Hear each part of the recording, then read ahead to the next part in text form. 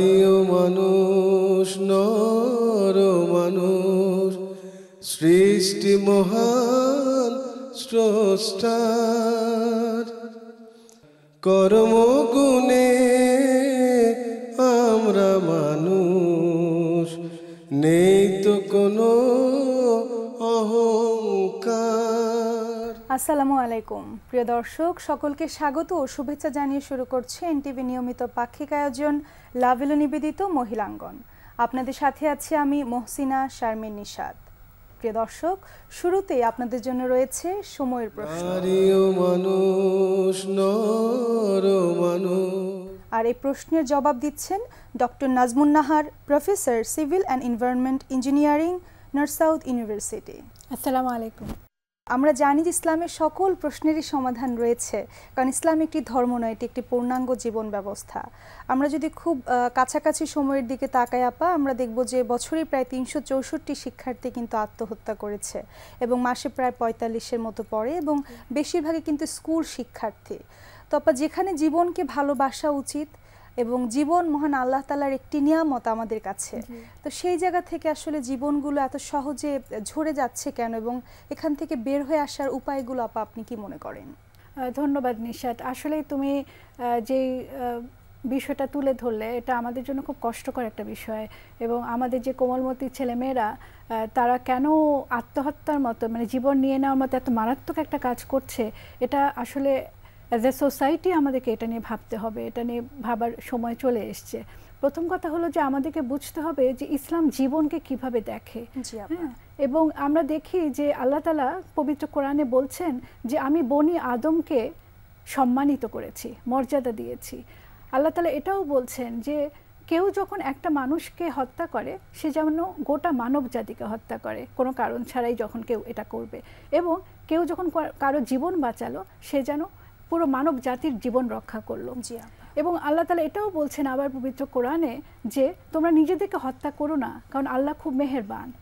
তাহলে এই তিনটা কোরআনের আয়াত দিয়ে আমি দেখাতে চাচ্ছিলাম যে জীবনকে আল্লাহ তাআলা এবং ইসলাম কতটা মূল্যবান করে দেখাচ্ছেন আমাদের কাছে, রাইট?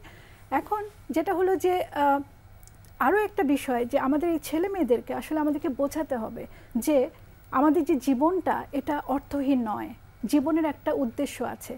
আল্লাহ তাআলা আমাদেরকে বলেছেন পবিত্র কোরআনে যে আমি মানুষকে আমার খলিফা করে পাঠাতে চাই। আল্লাহ যখন ফেরেশতাদেরকে বলছিলেন, সূরা বাকারায় যে ঘটনাটা বর্ণনা আছে, তাহলে আল্লাহ তাআলার খলিফা বা রিপ্রেজেন্টেটিভ, এটা কিন্তু একটা খুব বড় বিষয় যে অনেক একটা বড় দায়িত্ব দিয়ে আল্লাহ দুনিয়াতে আমাদের পাঠিয়েছেন।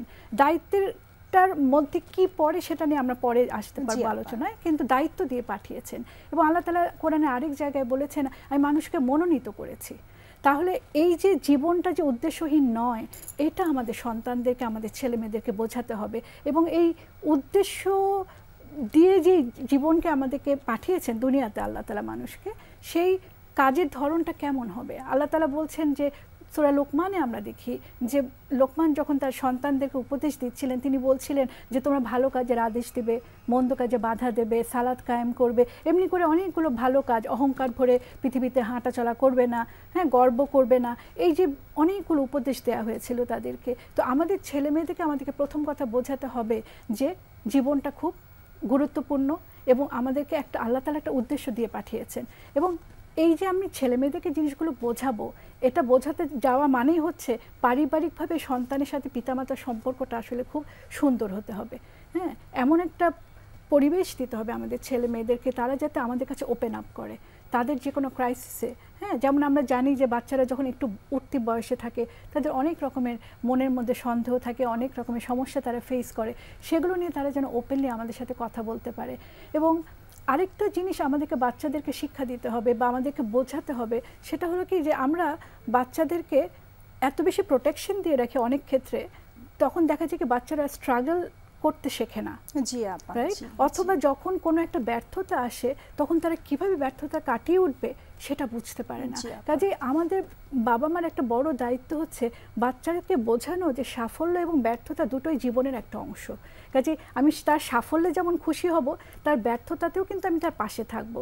যেমন রিসেন্ট একটা ঘটনায় যে একটি স্কুল ছাত্রী যে কিনা পরীক্ষায় অকৃতকার্য হয়ে সে সুইসাইড করেছে, রাইট? তাহলে এই যে একটা ঘটনাটা, এখানে আমি মনে করি যে আমার বাচ্চা যদি কোনো রকমের তার মধ্যে আমি কোনো ঘাটতি দেখি অথবা তার অকৃতকার্যতা যদি হয়, তাহলে অ্যাজ আ প্যারেন্ট আমার দায়িত্ব হচ্ছে তার পাশে থাকা আসলে।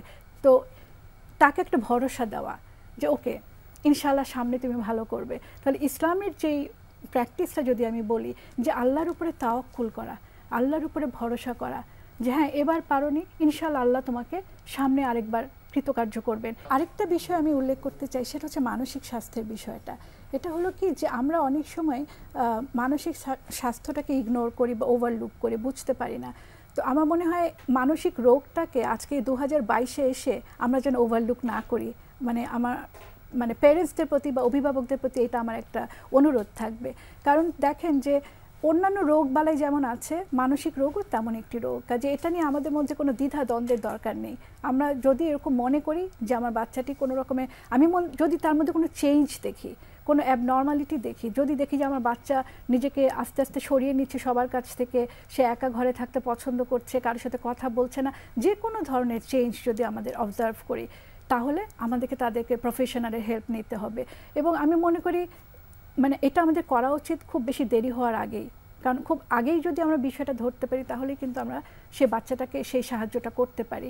অবশ্যই আপা, এবং আপনি যেটি বললেন যে পারিবারিকভাবে এই ব্যাপারগুলোতে একটু চেষ্টা করা, এবং পাশাপাশি অবশ্যই মনে করি যে আপা সামাজিকভাবে স্কুলগুলো যেখানে আছে এবং আত্মীয় স্বজন যারা বন্ধু বান্ধবী আছেন সবাইকেই বোধহয় আপা এই ব্যাপারগুলোতে একটু সচেতন থাকা উচিত। এবং যেহেতু অনেকগুলো ঘটনা ঘটছে, আরেকটু যেটা আপা মানসিক স্বাস্থ্যের ব্যাপারে খেয়াল রাখা, সেটিকে আরেকটু সচেষ্ট হওয়া অবশ্যই। স্কুল পর্যায়ে আমি মনে করি যে যেমন ধরো কাউন্সেলিং এর ব্যবস্থা করা এবং প্যারেন্টসদেরকে ইনভলভ করে কোনো মানে মাসিকভাবে বা ত্রৈমাসিক একটা প্রোগ্রাম করা এবং মানসিক স্বাস্থ্যের বিষয়টার ব্যাপারে হাইলাইট করা, যাতে করে প্যারেন্টসদের মধ্যে যদি দ্বিধাদ্বন্দ্ব থেকেও থাকে সেটা যাতে কেটে যায়। এবং আপা আমরা যদি সমসাময়িক আরেকটি বিষয়ের দিকে তাকাই, দেখা যাবে যে আপা বিশ্ব বিভিন্ন পরিস্থিতির কারণেই কিন্তু দেশের বাজার একটু অস্থিতিশীল হয়েছে, এবং এর পিছনে আমরা জানি যে অনেক দুর্নীতিগ্রস্ত ব্যবসায়ী রয়েছেন যারা আসলে খাবার পুঁজিগত করে রাখছেন। এবং পাশাপাশি শুধু যে দুর্নীতিবাজ ব্যবসায়ীদের কথা বলছি সেটা না,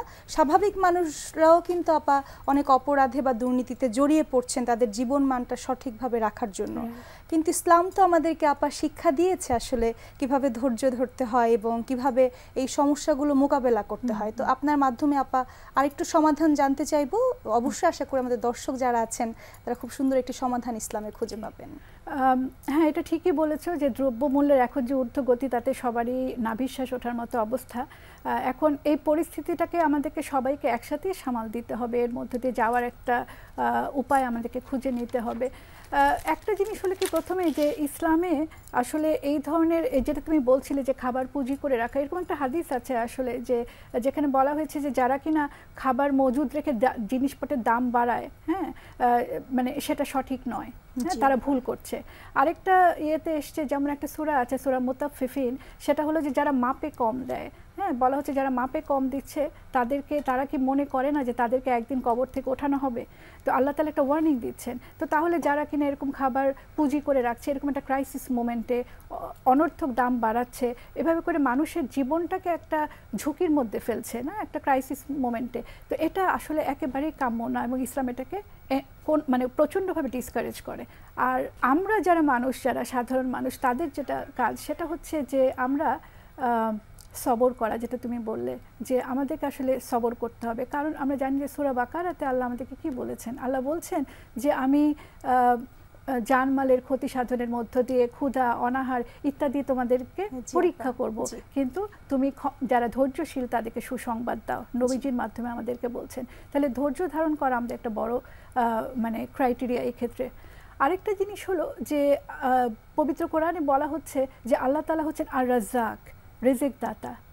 তাহলে রিজিক আসে আল্লাহ তাআলার তরফ থেকে, তাহলে সেটাও আমাকে মাথায় রাখতে হবে। তাহলে বিশ্বাসের জায়গা থেকে দুটো ইম্পর্টেন্ট জিনিস, একটা হলো সবর করা, আর একটা হচ্ছে আল্লাহ যে রিজিক দাতা, এই বিশ্বাসটা রাখা। এখন যখন দ্রব্যমূল্যের এত ঊর্ধ্বগতি, সেই পর্যায়ে তখন আমাদের উচিত হচ্ছে প্রথম কথা হলো যে আমাদের ব্যয়টা সংকোচন করা। আমাদের অনেক আননেসেসারি এক্সপেন্ডিচার আমরা অনেক সময় করে থাকি। ধরো যখন গ্রোসারি করতে গেলাম, দেখা গেল যে আননেসেসারি কিছু জিনিস কেনা হয়ে যেত। এখন ওই জায়গাগুলোতে আমাদেরকে কেয়ারফুল হতে হবে, মিতব্যয়ী হতে হবে আপা, মিতব্যয়ী হতে হবে। এমনি আরেকটা হলো যে দেখা যাচ্ছে যে অনেক সময় একটা দামি ফোন কিনে ফেললাম, অন্য সময় হয়তো বা সেটা স্বাভাবিক থাকলেও এই মুহূর্তে সময়টা আমাকে সেটা অ্যাভয়েড করতে হবে। এবং অ্যাজ আ ফ্যামিলি আমার পরিবারের অন্য মেম্বারদেরকে, সদস্যদেরকে বোঝাতে হবে যে ব্যয় সংকোচন কেন করা দরকার, রাইট? আরেকটা হলো যে আমরা মানুষকে সাহায্য করতে পারি না এই মুহূর্তে। বেশ কিছু পরিবার আছে যারা কিনা খুব স্ট্রাগল করছে এই সময়টাতে। তো আমি যদি একটু তাদের চাইতে ভালো অবস্থানে থাকি, তাহলে আমি যেটা করতে পারি যে আমার পক্ষে যেটা করা সম্ভব, যেমন ধরেন আমরা জাকাতের কথাটা চিন্তা করতে পারি। কিন্তু অনেক সময় দেখা যায় কি আমরা জাকাতটা শুধু রমজান মাসেই দেই, কারণ বেশি সোয়াব পাওয়া যায় এই উদ্দেশ্যে। কিন্তু আমরা জাকাতটা এই সময়ও দিতে পারি, সারা বছর ধরে আমরা একটু একটু করে। জি আপা, এবং সেই সাথে আপা আমরা সাদাকা করতে পারি, এবং আপা আমাদের প্রয়োজনের প্রায়োরিটি লিস্টটা বোধহয় আমাদের করা খুব প্রয়োজন, যে আমরা কোন জিনিসগুলো আসলে আমাদের লিস্টের প্রথমে রাখবো এবং কোন জিনিসগুলো আমাদের বাদ দেওয়া উচিত। আপা সমসাময়িক আরেকটি খুব গুরুত্বপূর্ণ বিষয়, সেটি হচ্ছে যে জ্বালানি সংকট, এবং তার মধ্যে অন্যতম একটি হচ্ছে বিদ্যুৎ, যেটি আসলে সংরক্ষণ করবার জন্য কিন্তু স্কুল, কলেজ এবং অফিসের সময়সূচিও পুনর্নির্ধারণ করা হয়েছে। তো আমরা সবকিছুই ঠিক আছে, কিন্তু আমরা যারা প্রতিনিয়ত বাসায় আসলে বিদ্যুৎ খরচ করে থাকি কিংবা অপচয় করে থাকি, তো সেই ব্যাপারে আসলে সকলকে সচেতন হবার জন্য আপা ইসলাম কোন পথ বা কোন ব্যাখ্যা দিচ্ছে?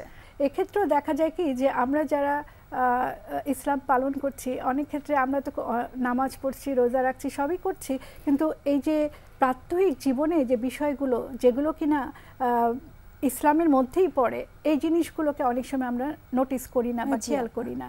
তো এরকম এই যে জ্বালানি ব্যবহারের কথাটা বললে, যে এখন যেহেতু একটা জ্বালানির সংকট, তাহলে সেক্ষেত্রে আমার বাসা বাড়িতে টিভি, ফ্যান বলো বা গ্যাসের চুলাটা, এই যে জিনিসগুলো যে, বা এসিটা একটু কম ব্যবহার করা, যদি সম্ভব হয়, সেই জিনিসগুলো যে ওটা আমরা অনেক সময় খেয়াল করি না। তো এখন এক্ষেত্রে ইসলামের যেটা মানে নির্দেশনাটা, সেটা হলো যে জেনারেল যে নির্দেশনা, সেটা হলো যে পবিত্র কোরআনে আল্লাহ তাআলা বলেছেন যে আমি তোমাদেরকে যে সম্পদ দিয়েছি সেটা তোমাদের প্রয়োজন অনুযায়ী দিয়েছি। জি আপা। হ্যাঁ, এবং বলা হচ্ছে যে আল্লাহ তাআলা অপব্যয়কারীকে পছন্দ করেন না বা অপচয়কারীকে পছন্দ করেন না। তাহলে এই যে অপচয়টা আমরা করছি, বাড়তি গ্যাস হয়তো বা জ্বালিয়ে রেখেছি, চুলাটা বন্ধই করলাম না, বা ফ্যান চলছে তো চলছে ঘরে, আমি বেরিয়ে গেছি, রুমে কেউ নেই কিন্তু ফ্যান চলছে, তাহলে এই অপচয়গুলো আমরা খেয়াল করছি না, রাইট? তাহলে এই জিনিসগুলো ইসলামের শিক্ষা দিয়েই আমরা আমাদের নিজেদেরকে এবং আমাদের সন্তানদেরকে বা অন্যান্যদেরকে বোঝাতে হবে এই অপচয়ের বিষয়টা মানে রোধ করাটা। এবং সবচেয়ে ইম্পর্টেন্ট জিনিস হচ্ছে, দেখো যে আমাদেরকে তো ফিউচার জেনারেশনের কথাও চিন্তা করতে হবে। এই রিসোর্সেসগুলোটাই কোনোটাই আনলিমিটেড নয়, এগুলো শেষ হয়ে যাবে। কাজে আমাকে ভবিষ্যৎ বংশধরদের কথা চিন্তা করতে হবে। এবং আবার একই সোসাইটিতে আমার কাছে যেটা মনে হয়, যাদের অনেক আছে তারা কিন্তু সোসাইটির যারা একটু কম আছে তাদের কথাও চিন্তা করতে হবে, কারণ সম্পদের তো সুষম বন্টন তো ওভাবে হয় না। কিন্তু আমি যদি অনেক বেশি ব্যবহার করে ফেলি, তাহলে আমার আরেকজন যে আছেন তিনি কিন্তু ওইটা সুযোগটা পাচ্ছেন না। আমি যদি ভালো মুসলিম হয়ে থাকি, আমার কিন্তু অন্য সবার কথা চিন্তা করতে হবে, কারণ কোরআনে বারবার আল্লাহ তাআলা বলেছেন কি, ফকির, মিসকিন, প্রতিবেশী, আত্মীয় স্বজন সবার কথা চিন্তা করার কথা বলা হয়েছে। তার মানে হচ্ছে যে মানুষের জন্য ভালো কাজের যেই সুযোগ আল্লাহ তাআলা কোরআনে বারবার করে তাদেরকে উদ্বুদ্ধ করছেন মানুষকে, তাহলে এই অপচয় রোধ করা এবং নিজেকে এটার একটা পার্ট করে নেওয়া, আমার লাইফের একটা পার্ট করে নেওয়া, এটা আমি মনে করি একজন ভালো মুসলমানের বৈশিষ্ট্য। অবশ্যই। এবং ইসলাম তো বারবার দেশপ্রেমের কথা বলছে, সো যদি আমরা, এবং দেশপ্রেম ইমানের অঙ্গ, সেখান থেকে আপা দেশের প্রতি ভালোবাসা থেকে একজন মুসলিম হিসেবে ইসলামের প্রতি দায়িত্ববোধ থেকেও এই সকল জিনিস আমাদের সচেতন হওয়া প্রয়োজন। আপা আপনাকে অনেক ধন্যবাদ। আশা করি আমাদের যারা দর্শক আছেন বেশ কিছু সমস্যার সমাধান ইসলামের মাধ্যমে ইনশাআল্লাহ তারা আজকে আলোচনার মাধ্যমে পেয়েছেন। তোমাকে ধন্যবাদ নিশাত। মানুষ নর মানুষ। আর জীবন পরিক্রমায় আমরা জীবন ঘনিষ্ঠ বিভিন্ন বিষয়গুলো নিয়ে আলোচনা করে থাকি। প্রিয় দর্শক, আমাদের আজকের বিষয় দৈনন্দিন জীবনে সুন্নাত। আর এই সুন্দর বিষয়টি নিয়ে কথা বলবার জন্য আলোচক হিসেবে স্টুডিওতে উপস্থিত আছেন কামরুন নাহার সীমা, ডিরেক্টর, ভিশন আই হসপিটাল। আসসালামু আলাইকুম।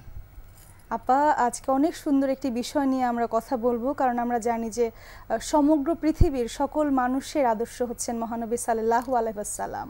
আর সেই সুন্নাত যেগুলো আমাদের প্রতিদিন দৈনন্দিন জীবনে ব্যবহার করা উচিত, তার কিছু গুরুত্বপূর্ণ সুন্নাত সমূহ নিয়ে আলোচনা করব। তারপর প্রথমেই জানতে চাইবো যে সুন্নাতের গুরুত্ব এত বেশি কেন? ধন্যবাদ। আল্লাহ রাব্বুল আলামিন আমাদের জন্য আদর্শ হিসেবে আমাদের নবী করিম সাল্লাল্লাহু আলাইহি সাল্লামকে এই দুনিয়াতে প্রেরণ করেছেন। তিনি যা বলে গেছেন এবং যা করে গেছেন এবং আমাদেরকে যা কিছু করার নির্দেশ দিয়ে গেছেন, এই সব কিছুই হলো সুন্নত। এবং এটা তিনি নিজস্ব কোনো মতামত দেননি, এটা আসলে আল্লাহর তরফ থেকেই, আল্লাহর ইশারা এবং ইঙ্গিতের মাধ্যমেই তিনি এগুলো আসলে নিজের জীবনে বাস্তবায়িত করেছেন এবং তার উম্মতদেরকেও এগুলো করার নির্দেশ দিয়ে গেছেন। সুন্নতের গুরুত্ব এই জন্য বেশি, অনেক সময় দেখা যায় যে আমরা জানি ফরজ ওয়াজিব এই কাজগুলো করার পরে আমাদের অনেক সময় থাকে না, এবং আবার অনেকে আবার বাড়তি নফল অনেক কিছু করেন, নফল রোজা রাখেন, নফল নামাজ পড়েন। তো সেক্ষেত্রে অনেকেরই কিন্তু সময় হয় না এই বাড়তি নফল কাজগুলো করার। তো যদি আমরা যদি সুন্নতগুলো সম্পর্কে জানি, যে সুন্নতগুলো আমাদের দৈনন্দিন জীবনে হাঁটতে চলতে ঘুমাতে বা যাওয়ার আগে বা সারাদিন আমরা কাজকর্মের মাধ্যমে এই সুন্নতগুলো পালন করতে পারি, এবং এই সুন্নতগুলো যদি আমরা পালন করি তাহলে এগুলোর অনেক বেশি ফজিলত আমরা পাবো। তারপর যেটি বললেন যে আমাদের প্রতিদিনের অনেক সুন্নাত কিন্তু আমরা পালন করতে পারি, এবং আমাদের মৌলিক চাহিদাগুলোর মধ্যে অন্যতম হচ্ছে খাদ্য। তো খাবার গ্রহণের সময় কি কি সুন্নাত আমরা পালন করতে পারি আপা? ধন্যবাদ। সবার প্রথমে যেটা বিসমিল্লাহ বলে খাওয়া, আল্লাহর নাম নিয়ে আমি খাবার শুরু করছি। এটার ফজিলত হলো এটাই যে আমি যখনই বিসমিল্লাহ বলে খাবো তখন শয়তান আমার সাথে খেতে পারবে না, 1 নম্বর। 2 নম্বর হলো ওই খাবারে আল্লাহ রাব্বুল আলামিন আমার জন্য অসংখ্য বরকত নাজিল করবেন। ডান হাত দিয়ে খাওয়া, ডান হাত দিয়ে খাওয়া কিন্তু সুন্নত, এবং এটা রাসূলুল্লাহ সাল্লাল্লাহু আলাইহি ওয়াসাল্লাম সাংঘাতিক, মানে এই ব্যাপারে কিন্তু খুব তিনি আমি বলবো কড়াই ছিলেন। কারণ একজনকে তিনি একবার দেখেছিলেন যে বাঁ হাত দিয়ে সে খাওয়া দাওয়া করছে, সেক্ষেত্রে তাকে বললেন যে তুমি ডান হাত দিয়ে খাও। তো সে একটু অহংকার বশত বলল যে আমি ডান হাত দিয়ে খেতে পারি না। তখন রাসূলুল্লাহ সাল্লাল্লাহু আলাইহি ওয়াসাল্লামের মুখ দিয়ে বের হয়ে গেছিল যে তুমি আর খেতে পারবেও না। সঙ্গে সঙ্গে তার ডান হাত প্যারালাইজড হয়ে গিয়েছিল। আমার সুযোগ আছে ডান হাত দিয়ে খাওয়ার, সেক্ষেত্রে যদি আমি বাঁ হাত দিয়ে খাই, আমাকে কিন্তু এই কথাটা স্মরণ রাখতে হবে, যেটা সাংঘাতিক রাসূলুল্লাহ সাল্লাল্লাহু আলাইহি ওয়াসাল্লাম অপছন্দ করতেন। জি আপা। এরপরে যেটা হলো যে আমরা যখন খাবার খাই তখন এখানে একটা সুন্নত হলো, রাসূলুল্লাহ সাল্লাল্লাহু আলাইহি ওয়াসাল্লাম বলছেন তখন তোমরা যখন খাবার খাবে তখন বসার জায়গাটাও কিন্তু তিনি যোগাসন নিয়ে যেভাবে বসি না সেভাবে বসার নির্দেশ দিয়েছেন। আমরা এটা খেয়াল করব যে ওইভাবে যদি কেউ বসে খাবার গ্রহণ করে তাহলে কিন্তু তার ভুঁড়ি হবে না বেশি। হ্যাঁ, এটা কিন্তু আমাদের হেলথের জন্য খুব ভালো। এবং আরেকটা জিনিস তিনি নির্দেশ দিয়ে গেছেন যে সেটা হলো তোমরা যখন খাবার খাবে তখন তোমরা 3 ভাগ, শরীরের পেটের যে অংশটুকু সেটুকু 3 ভাগ করে এমনভাবে খাবে যে 1 ভাগ খাবার, 1 ভাগ পানি এবং 1 ভাগ খালি রাখবে। কিন্তু এটাও আমরা না ফলো করার কারণে দেখা যায় ভর পেট খেয়ে পানি বেশি খেয়ে সব কিছু ব্যালেন্স না করার ক্ষেত্রে আমরা কিন্তু পরবর্তীতে দেখা যায় যে এই খাবার খাওয়ার পরে হাঁসফাঁস করি বা দেখা যায় যে ঝামেলা লাগে আমাদের। তো এই জিনিসটাও আমাদের লক্ষ্য রাখতে হবে। খাবার গ্রহণের সময় আমাদের বেশ কিছু জিনিস যদি আমরা ফলো করি, যেমন বসে খাওয়ার নির্দেশ দেওয়া হয়েছে। আমরা পানি খাই বা যা কিছুই খাই না কেন সেটা যদি আমরা বসে খাই তাহলে কিন্তু আমাদের যে খাবারটা খাদ্যনালীর ভিতর দিয়ে সেটা একটা প্রসেস অনুযায়ী যাবে। কিন্তু যদি আমরা দাঁড়িয়ে খাই তাহলে ওই রাস্তাটা যে দিক দিয়ে ঠিক খাবারটা যাবে, বিজ্ঞানীরা গবেষণা করে দেখেছেন সেটা একটু ডিস্টার্ব হয় এবং তাতে কিন্তু আমাদের হজমেরও ক্ষতি হতে পারে। এরকম অসংখ্য সুন্নত রয়েছে যেগুলো আসলে খাবারের সময় আমরা যদি প্র্যাকটিস করি আমাদের সুন্নতের সওয়াবও পাবো এবং এটার যে ফজিলতটা সেটাও আমরা কিন্তু আপা, যে শুধু খাবার নিয়ে কিন্তু কত সুন্নত কিন্তু রয়েছে যেগুলো আমাদের অজানা। তো প্রতিটা ধাপে ধাপে যদি আমরা সুন্নাতগুলো পালন করি সেক্ষেত্রে আমাদের নিজেদের জন্য যেরকম ভালো, দুনিয়া এবং আখিরাতের জন্য কিন্তু আপা অনেক বেশি আমরা খুব ভালো কিছু কাজ করতে পারি। আপা, দেখা যায় যে সারাদিন সকলে অনেক ব্যস্ত থাকেন সাংসারিক কাজ নিয়ে কিংবা কর্মক্ষেত্রে। যখন সন্ধ্যার পরে বাসায় যান অনেকে নিজের সময় খুঁজে পান ইবাদত করবার জন্য কিংবা স্বাভাবিক জীবনযাপন করবার জন্য। তো সন্ধ্যার পরে আপা কি ধরনের সুন্নাতগুলোর উপর আমরা গুরুত্ব দিতে পারি? সন্ধ্যার থেকেই আসলে বেশ কিছু, একদম ঘুমাতে যাওয়ার আগ পর্যন্ত রাসূলুল্লাহ সাল্লাল্লাহু আলাইহি ওয়াসাল্লাম আসলে অনেক কিছুই করতেন। যেমন একটা সুন্নতের কথা বলি যে অজুর আগে তিনি মিসওয়াক করতেন। তো যতবারই অজু করতেন ততবারই মিসওয়াক করতেন। এটা খুবই ভালো ফজিলত, যেতে দাঁত ভালো থাকে, মুখ গহ্বরে যে জার্মগুলা ঢুকে যায়, আমরা কথাবার্তা যখন বলি তখন সেগুলো বের হয়ে যায়, সেগুলো আমরা কুলি করে ফেলে দিই। সবচেয়ে বেশি যেটা জরুরি সেটা হলো যে মানুষের সাথে যখন আমরা কথাবার্তা বলতে যাই, আপনি একটু চিন্তা করে দেখেন সারাদিনে যদি 3-4 বার আপনি দাঁত ব্রাশ করেন মিসওয়াক করেন, তাহলে কিন্তু আপনি যেখানেই যাবেন না কেন অন্তত আপনার মাধ্যমে কেউ অসুবিধা ফিল করবে না। অনেকেরই দেখি আমরা এই দাঁত ব্রাশ না করার কারণে তার সাথে কথা বলতে গেলে মানুষ একটু অস্বস্তি বোধ করে। তো এই ব্যাপারগুলো কিন্তু আমাদের লক্ষ্য রাখতে হবে যে অজুর সময়ে বা অজুর আগে আমরা যাতে মিসওয়াক করার অভ্যাসটা করি। জি আপা। রাসূল পাক সাল্লাল্লাহু আলাইহি ওয়াসাল্লাম সন্ধ্যার সময় সূরা মুলক পড়তেন, অর্থাৎ রাত শুরু হয়ে যাবে, যেটা আরবি মাসে আমরা রাত থেকেই কিন্তু গণনা শুরু হয়ে যায়। তো এই জন্য সন্ধ্যার পরে তিনি সূরা মুলক পড়তেন এবং মুলকটার ফজিলত এরকম যে যে ব্যক্তি সূরা মুলক পড়বে দুনিয়াতে সুপারিশ করবে আল্লাহর কাছে। যতক্ষণ পর্যন্ত আপনাকে বেহেশতে জান্নাত না দেওয়া হবে ততক্ষণ পর্যন্ত এই মুলক আল্লাহর কাছে সুপারিশ করতেই থাকবে যে এই ব্যক্তি দুনিয়াতে সবসময় সূরা মুলক পড়তো। এবং কবরের আযাব মাফ করার জন্য এই মুলক সাক্ষী দেবে যে সে সূরা মুলক পড়তো। তারপরে আপনার শরীরে সূরা ইখলাস, সূরা ফালাক এবং নাস পড়ে রাসূল পাক সাল্লাল্লাহু আলাইহি ওয়াসাল্লাম হাতের মধ্যে মুঠা করে এরকম করে ফু দিতেন এবং সেটা সারা শরীরে যতটুকুন তিনি পারতেন বুলিয়ে দিতেন। এটাও কিন্তু একটা সুন্নত। এইটার কারণে সারা রাত শয়তান আপনাকে ওয়াসওয়াসা দিতে পারবে না এবং দেখা যাবে যে আপনি কোনো দুঃস্বপ্ন দেখবেন না, খারাপ কোনো কিছু আপনার সাথে, খারাপ জিন আপনার কোনো ক্ষতি করতে পারবে না। তারপরে ঘুমাতে যাওয়ার আগে আয়াতুল কুরসি যে পাঠ করবে, দেখা যায় এটা একটা সুন্নত, কিন্তু এত সুন্দর একটি কার্যকর একটা সূরা যেটা আয়াতুল কুরসি পাঠ করে যে ঘুমাতে যাবে, বলা হয়েছে ৭০,০০০ ফেরেশতা তাকে পাহারা দেবে। সুবহানাল্লাহ। তার মানে আপনার কোনো অনিষ্ট হবে না। আমরা দুনিয়ার অনেক কিছুকে ভয় পাই, আমার বাড়িতে রাত্রেবেলা চোর আসতে পারে, আমার বাড়িতে আগুন লেগে যেতে পারে, আমার কোনো দুর্ঘটনা, কিন্তু আপনি নিশ্চিন্ত মনে থাকবেন আল্লাহর উপর ভরসা করে যে আমি আয়াতুল কুরসি পড়ে ঘুমিয়েছি, অতএব আমার কোনো ক্ষতি আল্লাহ তাআলা হতে দেবেন না। এবং আপা অবশ্যই এর সাথে আমরা জানি যে আমাদের অনেক অনেক তওবা করতে হবে, ইস্তেগফার করতে হবে। মহানবী সাল্লাল্লাহু আলাইহি সাল্লাম যেহেতু আমাদের সকলের আদর্শ, সেই জায়গা থেকে অনেক অনেক সুন্নাত রয়েছে যেগুলো অবশ্যই আমাদের পালন করা উচিত। আজকে তার মধ্যে কিছু গুরুত্বপূর্ণ সুন্নাত আপনার কাছ থেকে জানলাম। অনেক অনেক ধন্যবাদ আপা এত সুন্দর আলোচনা করবার জন্য। আপনাকেও ধন্যবাদ, দর্শকদেরকেও ধন্যবাদ। প্রিয় দর্শক, জীবন পরিক্রমায় আমরা আজকে জানলাম বেশ কিছু গুরুত্বপূর্ণ সুন্নাত সমূহ সম্পর্কে। মহান আল্লাহ তাআলা আমাদের এই সুন্নাত সমূহ পালন করবার তৌফিক দান করুন। প্রিয় দর্শক, আপনারা অনুষ্ঠানটি যদি আবারও দেখতে চান তবে ভিজিট করতে হবে এনটিভির ওয়েবসাইটটি www.ntvbd.com। এছাড়াও আপনারা ভিজিট করতে পারেন এনটিভির ইউটিউব চ্যানেল এবং ভেরিফাইড ফেসবুক পেজটিও। প্রিয় দর্শক, আপনারা আপনাদের অভিমত পরামর্শ আমাদেরকে জানাতে পারেন এই ঠিকানায়। পরিচালক মহিলাঙ্গন, এনটিভি, বিএসইসি ভবন, 102 কাজী নজরুল ইসলাম এভিনিউ, কারওয়ান বাজার, ঢাকা 1215। প্রিয় দর্শক, আজকের মতো শেষ করছি। মহান আল্লাহ তাআলা আমাদের সুস্থ রাখুন, সুন্দর রাখুন, বেশি বেশি আমল করবার তৌফিক দান করুন। আসসালামু আলাইকুম। মহান স্রষ্টার কর্মগুণে আমরা মানুষ, নেই তো কোনো